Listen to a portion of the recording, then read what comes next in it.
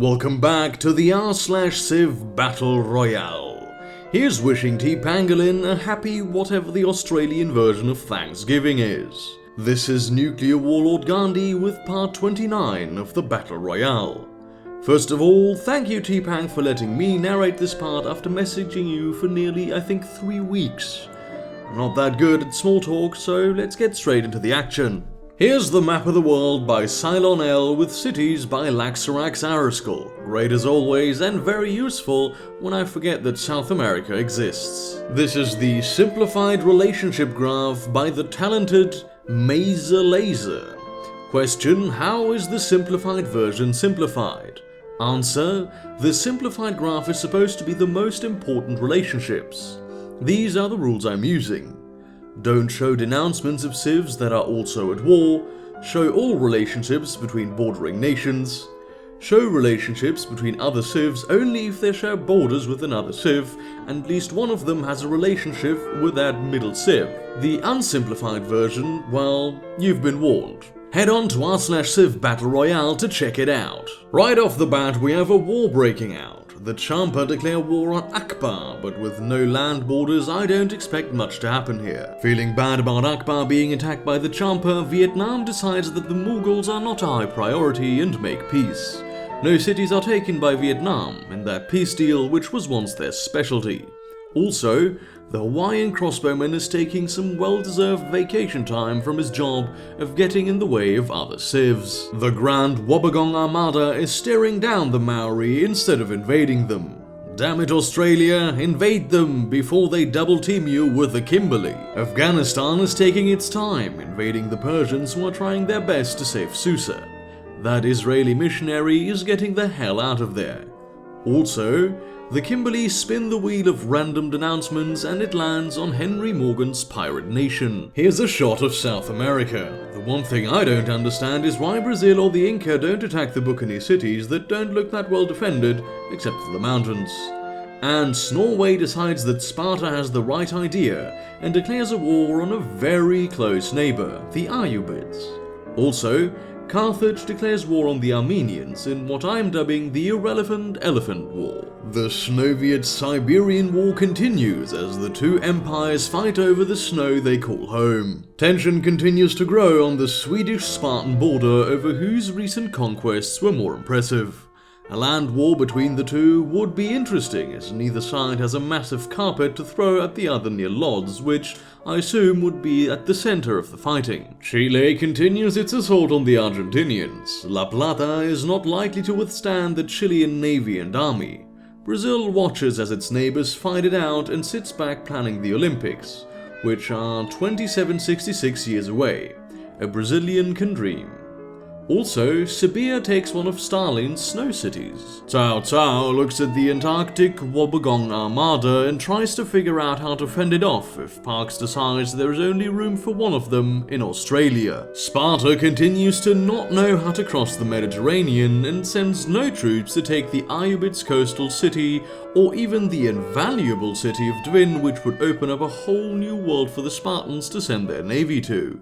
But you know, Sparta is still a Civ AI. Portugal joins forces with its former enemy to take down the Ayyubids. Only problem is, how the hell will Portugal get there? In other irrelevant news, the Zulu declare war on the Mughals. France continues its assault on Hastings in its attempt to finish off Elizabeth to silence her constant trade proposition. Would you be interested in a trade agreement with England? Liz is just trolling at this point. Good on ya. The War of the Giants continues as Yakutia captures Iglulik for the Bilmath time. Even though that capture will be short-lived, it still provides a temporary canal to strike at other Inuit cities. Byzantium and Burma both decide that the Kimberley should be pleased and announce the Buccaneers to try and gain favour with the Western Australian nation. Persia, realising that there are better targets, mainly Afghanistan, makes peace with Armenia, which was a threat, and Australia, which was not. Also, Armenia declares war on Korea. Arabia, deciding to carve out their own little piece of Africa, declare war on the Ayyubids, who can't seem to catch a break. Unlike Sparta, the Arabians already moved troops to invade and seem likely to be a major pain in Saladin's ass. The South American War of semi-relevance continues as Chile fails at attacking Argentina, which fails at attacking Chile back. Also, the Polish pikeman is pissed at the Zulus and the Arabians, and denounces them in a bid to get attention. Agent Semiramis discovers that Donald Trump has been elected President of Canada and is plotting to attack Mexico. Only Mr. Garrison can save us now. F them all to death. Let's make this country great again. And when you say f them all to death, what are you actually suggesting be done? I'm suggesting we round them all up, pull down their pants, and f them until their spirits leave their bodies. On a more serious note, there is kind of a Texas in the way. The Timurids continue to send troops into Persia with their unique units, the Tumen. The Tumen earns gold from killing units and attacking cities, and is better against cities than the Lancer it replaces.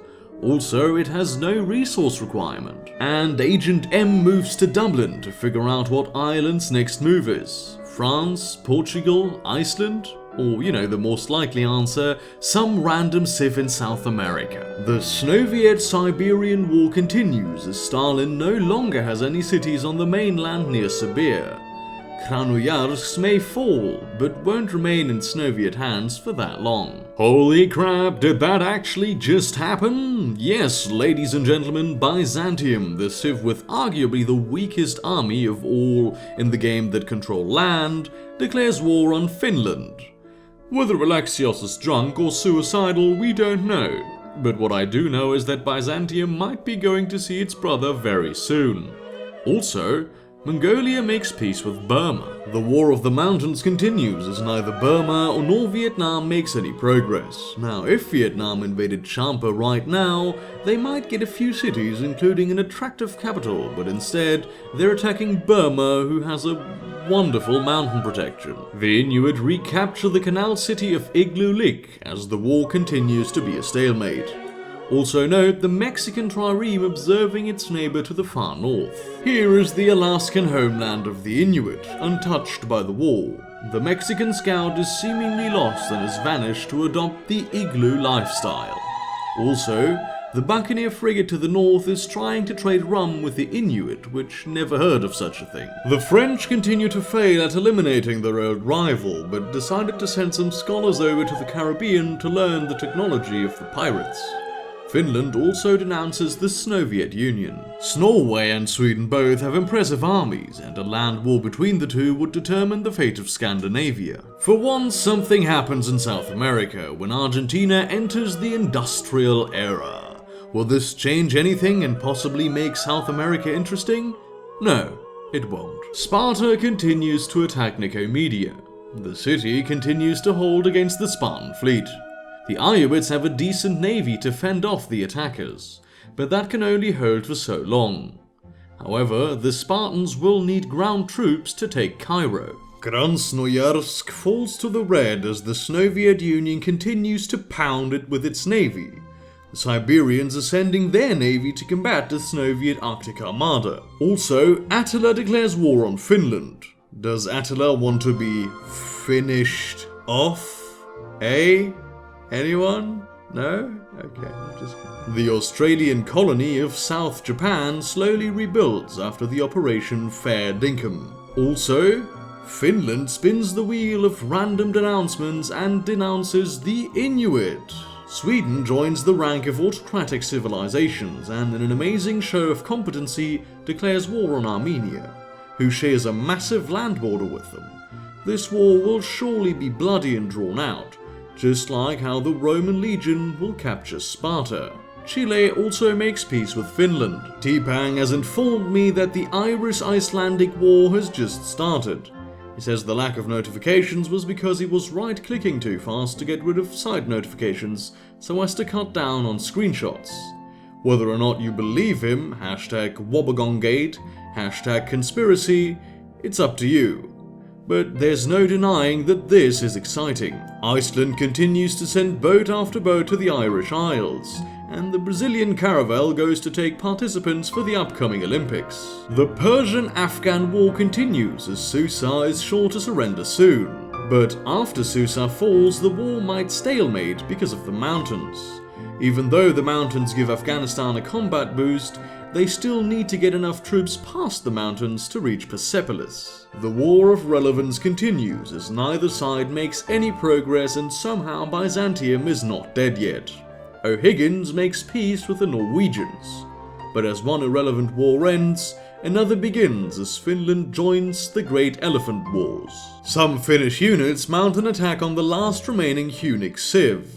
Why the hell did Attila declare war? I don't know what's dumber, the Byzantine DOW or the Hunnic one. The South American War of Semi-Relevance continues as Chile slowly damages La Plata, and Brazil, who I forgot was in the war, sends a metric shy-ton, or imperial fuck-ton for you Americans out there, of units at Argentina in a bid to gain land for the Olympic Stadium. Nothing to see here. Serbia might take another Soviet city, but that won't do much. Mexico also denounces the Zulus because why the hell not? Portugal decides that intercontinental war takes too much effort and makes peace with Canada, who is too busy plotting to take over Mexico to give a crap. Malachy, king of the Irish Isles, enters the industrial era.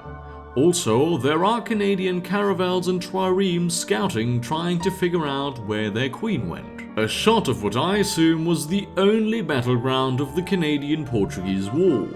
Now, if Canada sent a few more units here, they might have captured a city and made a normally irrelevant war actually mean something. Surprised, Canada got nothing in the peace deal. Sparta takes Nicomedia and is slowly tearing down Alexandria's and Dwin's defenses. The Spartan navy is doing very competently at an aspect of what the AI normally sucks at.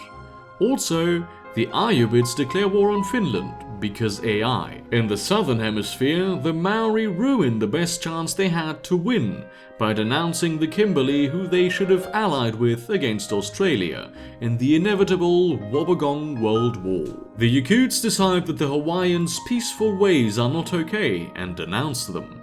Also, not much is happening in Alaska. The Inuit have settled beyond their city list though, now founding ridiculously Inuit city names such as Whole Foods Prairie and Pasadena. Another larger shot of Alaska, including the Inuit AF city names of Ciudad Guayana and Viana do Castelo. Mongolia and Korea both bought the random denouncement train and denounced the Huns, Norway, Portugal, Texas and the Buccaneers. Also, Rome denounces Sparta. The Persian-Afghan war finally ends with the city of Susa falling to the Afghans. The border between the two looks much nicer now, with a border down the mountain chain. China and the Ayyubids both decide that they should gang up on the one civ more screwed than them and both declare war. God damn it, Parks, declare war already and wipe the floor with the Maori instead of denouncing Canada. The war would be bloody, yes, but Parks would win due to the sheer size of the Wobbegong Armada. The South American War of Semi-Relevance continues, with no real progress being made on either side.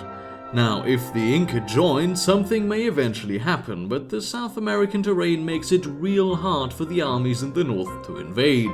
Still, Chile would be wiping the floor with the southern Argentinian cities. Iceland continue to pound at the northern Irish Isles. The Icelandic navy is making short work of Malachy's northern outposts. Brazil and the Mayans both declare war on Portugal, which seems to be hated in the New World. Hawaii continues to send troops to do nothing and get in the way of other civilizations. Vietnam and Indonesia both make peace with Burma after a war that stuff and things may or may not have happened in. Another day, another irrelevant war ends with Korea making peace with the Buccaneers. Two of the greatest powers in the world are about to fight it out, Sparta and the Boers.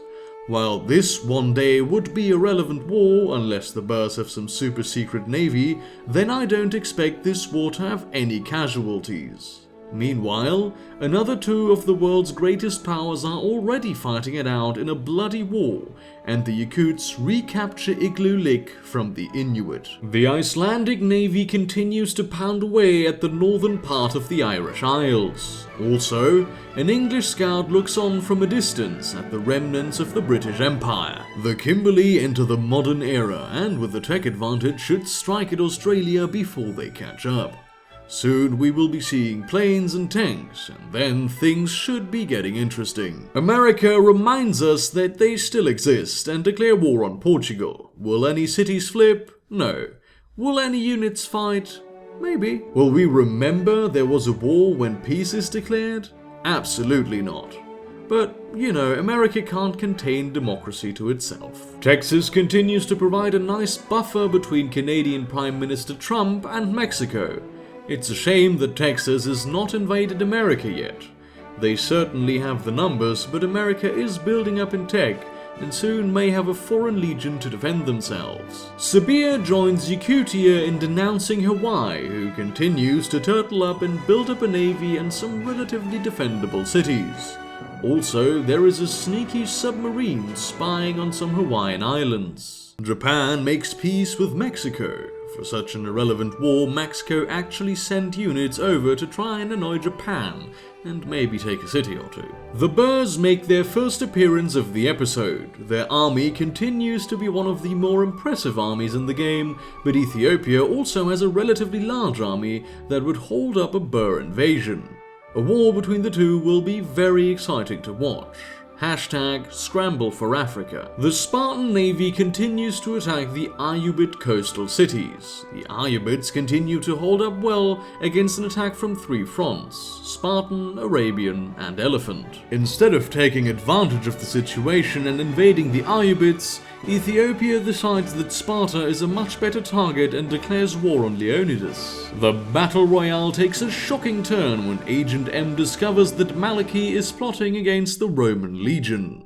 This will surely change the course of the game, and the incoming war will be drawn out and very bloody. The Soviets finally did it and take Krasnoyarsk. Whether they will be able to hold it is another question, but more importantly, something actually happened in the war. The war of relevance continues as Byzantium holds against Finland. How Finland, who is in the top 10 in the power rankings, is not wrecking Byzantium and their horribly outdated army, I don't know. But now I can be proud of my first team's brother. #Rome will rise again. Sparta continues to fail at taking the Ayubid coastal cities in an amazing show of the AI's naval genius. Also, the Maori denounce Vietnam and Hawaii. Here is Sri Lanka, which reminds us that it exists as it makes peace with the Timurids. Also, the Sri Lankan navy looks like it could do some damage to nearby Burma if they ever decided to do something.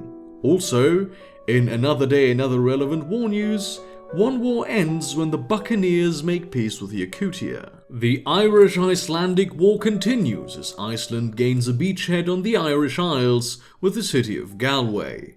Now, if Iceland had some land units, they might be able to take a few more cities, but for now, the Irish Isles don't look likely to fall anytime soon. Also, the Mughals denounce Ethiopia, France, and Sri Lanka, and the Mongolians declare war on Finland. It's on! Sweden declares war on Sparta in an epic future blockbuster movie that will tell the story of the fate of Central Europe in 330 BC. Both have impressive land armies, but Sweden's is located closer to the front line and probably will capture a few cities before Sparta can move enough troops to defend Lodz and Warsaw. While I don't think this will end either Civ, I don't think that Central Europe may be unified after this war either. France and Ireland continue to fail at taking Hastings. The sun is not quite ready to set on the British Empire yet, and England may survive to randomly denounce civs for another day. The Timurid-Persian War continues as the Timurids slowly make progress in the siege of Ghazni, and eventually may take the city. Mali also denounces Korea and Hawaii. Chile has made massive progress in the siege of La Plata, and will take the city soon. Once La Plata falls, Buenos Aires will be the next target, and if Chile continues its sudden surge of competency, then I don't know how long Buenos Aires will hold. Serbia also denounces Portugal, Ethiopia and France. The Inuit steal territory from the Blackfoot with some citadels, and this is sure to piss the Blackfoot off. The open terrain of the border would make it easy for both sides to move troops quickly, which would mean a lot of death on both sides. If the Inuit move their troops to the right place, a capital might fall very quickly. An Australian scout watches the Blackfoot and waits to witness the inevitable war between the Inuit and Blackfoot to decide the fate of the northwest of America. Morocco takes advantage of Carthage's weakness and declares war, rushing Utique and Tangier. Just kidding, they declare war on Ethiopia, who would crush them if they were not on the other side of the continent. Ala Raka, an English great musician, knowing their home country is doomed, performs an impromptu naval concert for the Afghani, Mali, Portuguese and Carthaginian units adjacent to them. They look at the Portuguese fleet and are thankful that they're not on the bad side of Maria. Now, if Portugal declared war on Carthage or Morocco, their navy would take a few cities and probably could take either Morocco or Portugal's capital. Like his friend Maliki, Napoleon also decides that the remnants of dead civs need to go, and plots against Casimir. A Franco-Polish war will be deadly and whole units might be moved. This will be the war to end the Battle Royale, and France will go down in Battle Royale history as the most competent AI ever. The Polish pikeman reacts to the French plot by not giving a crap and continuing to mind their own business and sail around. Also, the Israeli scouts continue to watch and explore the world and spread Judaism all across Europe and Asia. Sparta takes the key canal city of Dvin down to the Yellow and makes some more progress on Alexandria. Carthage continues to damage Bilbao, and Arabia continues to fail at invading from the easiest route I can possibly imagine. The Ayyubids have been surprisingly competent this part, and continue to hold against an invasion from 3 fronts. The Maori decide that they've been peaceful for far too long and declare war on Ethiopia.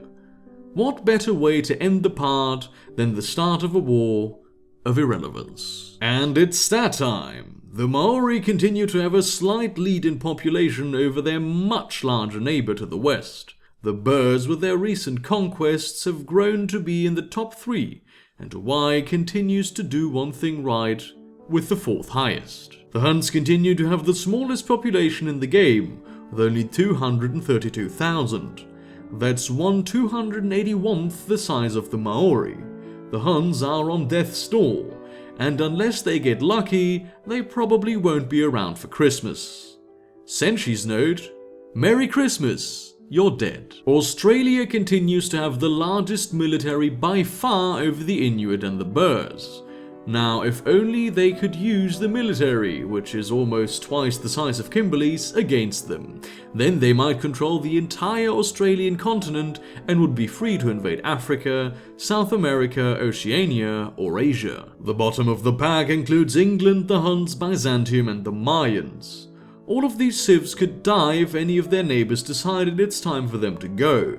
The Huns are most likely to die first, as Portugal has shown no interest in invading England, and somehow Byzantium continues to hold off against Finland in the war that they have started. Australia and the Inuit are tied for most cities, with 48 apiece. The Boers come in a distant second, with 39 cities, and Serbia third with 34. Both England and the Huns are at the bottom in terms of cities, with 1 each. Now, Byzantium might join them in the one-city club soon if Finland remembers how to war and wipes the floor with the outdated Byzantine army. Finland continues to be the most progressive civilization with 28 policies. Burma and Yakutia come in second, with 26 apiece, and the Inuit in a close third with 25. The Ashanti will permanently be at the bottom of the pack with only 11 policies. Israel is the least progressive living civilization with only 14 policies, half the amount of the policies of Finland. Catholicism barely beats Judaism out for the most cities and followers, with 4 more cities and 13 more followers. Islam is near death, with only 1 city under its control and only 46 followers. The other religions, Orthodoxy, Arkat-U, Buddhism and Shinto, continue to be regional religions with average followings. And finally, to finish off the part, is a religion map of the world. Judaism covers all of Europe and the Middle East, while Catholicism dominates North America and the northernmost parts of South America. Shinto dominates the East Asian coast, and Buddhism covers Southeast Asia, Oceania, and most of Australia. Arkat-U covers most of Central Asia and Russia. Eastern Orthodoxy covers almost all of Africa. Thank you for watching. This has been Nuclear Warlord Gandhi with part 29 of the Civilization Battle Royale.